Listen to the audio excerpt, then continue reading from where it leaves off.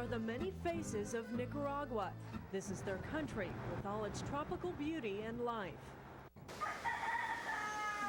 But so many of those lives are dominated yet not destroyed by poverty.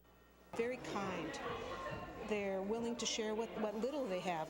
And they have so very, very little. 4 of every 5 Nicaraguan families live below the poverty line, making their country the poorest in the Americas. The vast majority of children live in unsafe and unsanitary conditions, with poor nutrition and constant exposure to the elements. There aren't any frills here. With so many families, there aren't even the basics.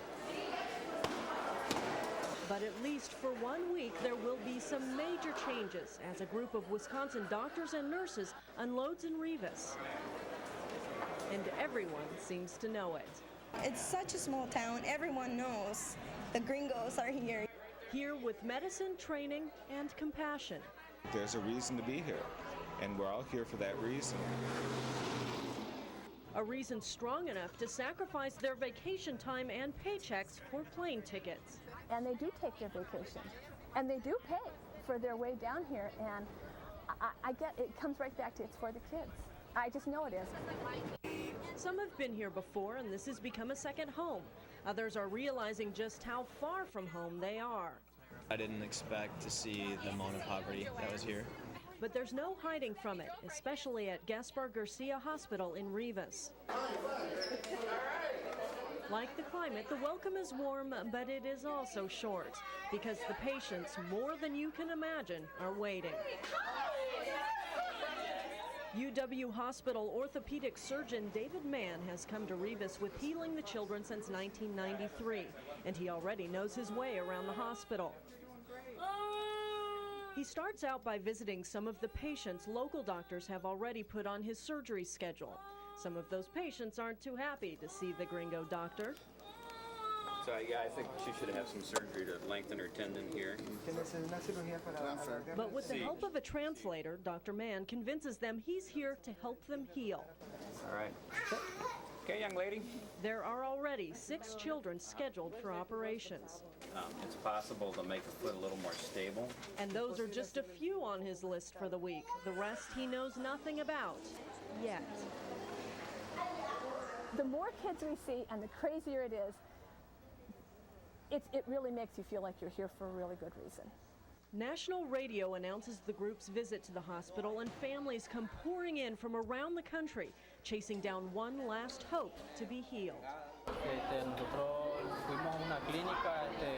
We went to a clinic, and the Nicaraguan doctor said it would be about 4,000 Cordobas, and we can't afford that. At about $360, that's almost as much as this father makes in 1 year.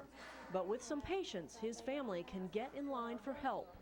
The vivid memory is usually that thought of first walking into the clinic and all these people looking up at you with that sort of feeling like, oh boy, somebody's here who's going to help us finally, sort of thing. That's very, very rewarding.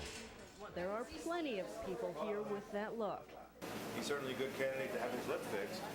Their bodies scream for attention, while their faces quietly say even more about their desperation and hope. Dr. Stephen Hardy from UW Hospital will take on the plastic surgery cases this week, while Dr. Mann tends to the orthopedic patients and some of their friends. One is this. Today, just their first day at the hospital, the group will examine more than 150 children.